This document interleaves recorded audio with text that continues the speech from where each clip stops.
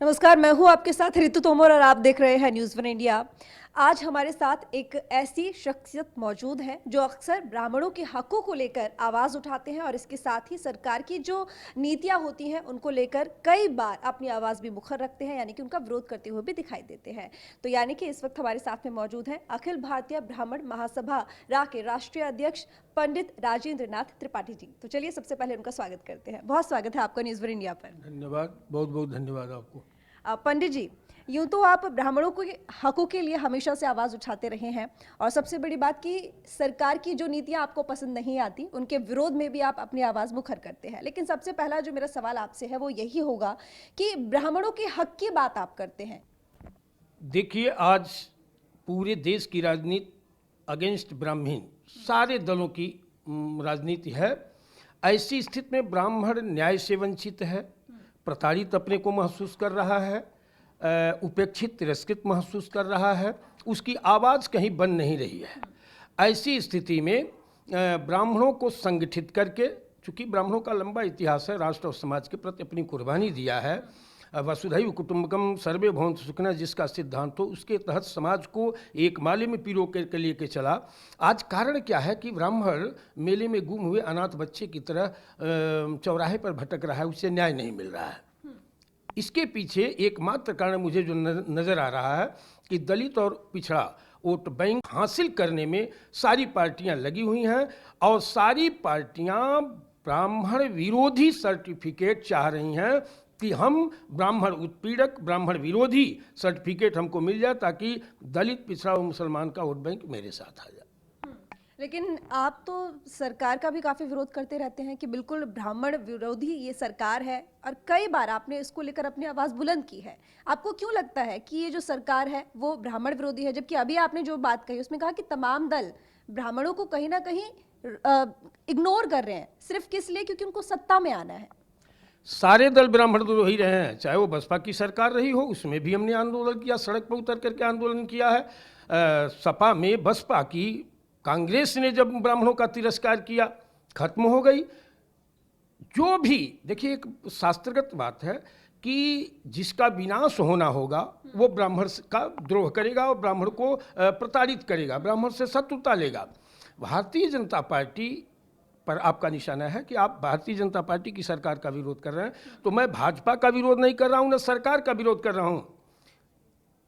ब्राह्मण विरोधी क्रियाकलापों का, चाहे वो सरकार हो, चाहे व्यक्ति हो, या नेता हो, या पार्टी हो, जहां भी बदले की भावना से ब्राह्मण हितों पर कुठाराघात किया जाएगा, प्रताड़ित किया जाएगा, ब्राह्मण उपेक्षित तिरस्कृत किया जाएगा, वहां अखिल भारतीय ब्राह्मण महासभा और हमारे कार्यकर्ता इस गलत नीतियों का खुला विरोध सड़क पर उतर के करेंगे, करते हैं, करते रहेंगे। पंडित जी, आपको नहीं लगता कि देखिए सरकार संवैधानिक तरीके से काम करती है, उसकी नज़र में सब बराबर है। अगर वो किसी भी एक जाति को लेकर ज़्यादा वहाँ पर अपना प्रेम दिखाएगी, जिस तरीके से आपने कहा कि ज़्यादा अपना जो दिल है वहाँ पर दरिया करके दिखाएगी, तो कहीं ना कहीं हर जाति का व्यक्ति खड़ा होकर ये बोलेगा कि हमारे साथ ठीक नहीं हो रहा, हमें इग्नोर किया जा रहा है। तभी अपने अपने जाति के लोगों को अगर इसी तरह से बोलने लगे कि भैया हमारे साथ गलत हो रहा है या हमें इग्नोर किया जा रहा है, तो फिर सरकार कैसे काम करेगी आखिर जनता के लिए? उसके लिए तो उसकी नज़र में सभी बराबर हैं। आपका ये सवाल सही है कि संविधान के आधार पर सरकार चलती है। आप जहां भी आप देख लें, एक नहीं अनेकों उदाहरण हैं। बिकरू कांड को ही देख लीजिए, वो अपराधी था, मारा गया, ठीक है, वो समाज का विरोधी तत्व था, मार दिया गया। वहीं एक खुशी दुबे जो नाबालिग लड़की है जिसके साथ अन्याय हो रहा है, क्या इससे बड़ी घटनाएं इस प्रदेश में नहीं हुई हैं? क्या गुनाह है? मैं आपके सम्मानित चैनल के माध्यम से जानना चाहता हूं कि खुशी दुबे का क्या गुनाह है? उस नाबालिग लड़की का सिर्फ इतना ही गुनाह है कि वो एक अपराधी की पत्नी है। एक दिन अपने पति के घर जाती है, दूसरे दिन उसका पति की हत्या होती है, मार दिया जाता है, और तीसरे दिन वो विधवा होकर के जेल में चली आती है। सिर्फ इतना ही गुनाह है और 17 धाराओं का वो अभियुक्त बनती है नाबालिग लड़की। आज भी वो जेल में जो स्थिति उसकी है, मैं उसके गरीब माता पिता से मिलने गया था, देखने गया था। तो ये कहने के लिए एक श्लोक है कि असंभवम हेम मृगस्य जन्म तथापि रामो लुलभे मृगाय प्रायः समापन्न विपत्ति काले धियोपि पुंसाम मलिना भवंती विनाश काले विपरीत बुद्धि। सोने का मृग नहीं होता है, लेकिन सीता का हरण होना था तो भगवान राम जैसे महापुरुष की बुद्धि मलिन हो गई और मृग, सोने का मृग समझ करके मायावी मृग के पीछे घूम गए।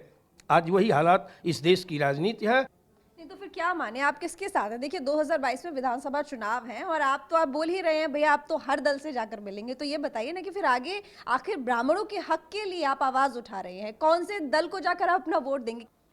जब जब ब्राह्मण बोला है राज सिंहासन डोला है, जब जब ब्राह्मण जिसके साथ गया सरकार बन गई और हटा तो गर्द में चली गई।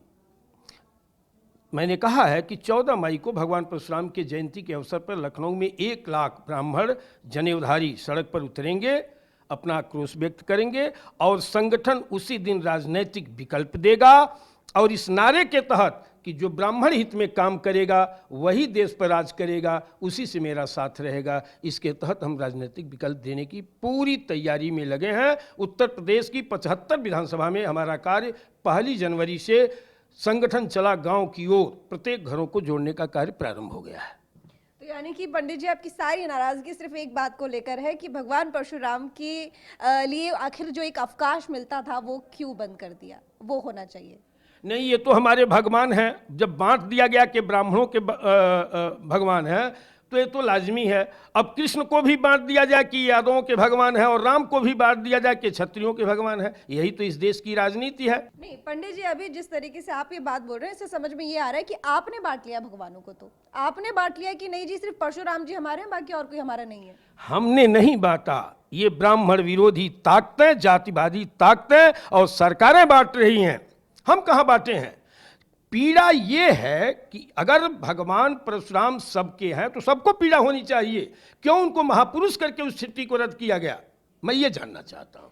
पंडित जी देखिए, ब्राह्मणों को सबसे ऊपर का दर्जा वर्ण व्यवस्था में इसलिए दिया गया है क्योंकि माना जाता है कि भगवान के पुजारी वो होते हैं, सबसे ज्यादा करीब माने जाते हैं। ऐसे में अगर एक अवकाश के लिए जिसको लेकर आप बार बार बोल रहे हैं तो उसके लिए तो सभी बराबर हैं। किसी एक को लेकर अगर अवकाश रद्द हो गया है तो इसका मतलब ये नहीं ना कि ब्राह्मणों के साथ भेदभाव हो रहा है। उसके लिए तो श्री राम भी उतने ही है, परशुराम भी उतने ही है, हनुमान जी भी उतने ही है, कोई कम नहीं है। अगर ये होता तो फिर इन्हें महापुरुष करके छुट्टी क्यों रद्द की गई, मैं ये जानना चाहता हूँ।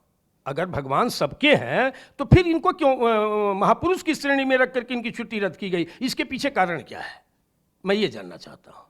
आप किसके साथ है 2022 में? आखिरी सवाल बता दीजिए। अब मैं कह तो दिया कि जो ब्राह्मण हित में कार्य करेगा वही देश पर राज करेगा, उसी से मेरा साथ रहेगा। कौन करेगा अब वो बताइए ना। अब आप पहले कैसे डिसाइड कर लेंगे कौन करेगा? अब तो वोट देंगे तो सरकार बनेगी तब कार्य होगा। जब हम शक्ति प्रदर्शन करने जा रहे हैं 14 मई को भगवान परशुराम की जयंती के अवसर पर, तो हम राजनीतिक विकल्प भी देने जा रहे हैं।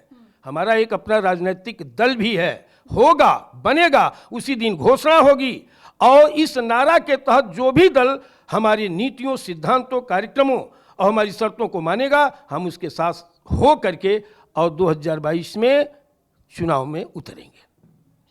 बहुत शुक्रिया आपका न्यूज़ इंडिया के साथ जुड़ने के लिए और हमें अपना कीमती समय देने के लिए। धन्यवाद। तो फिलहाल इस खास पेशकश में बस इतना ही। मुझे दीजिए इजाजत। नमस्कार।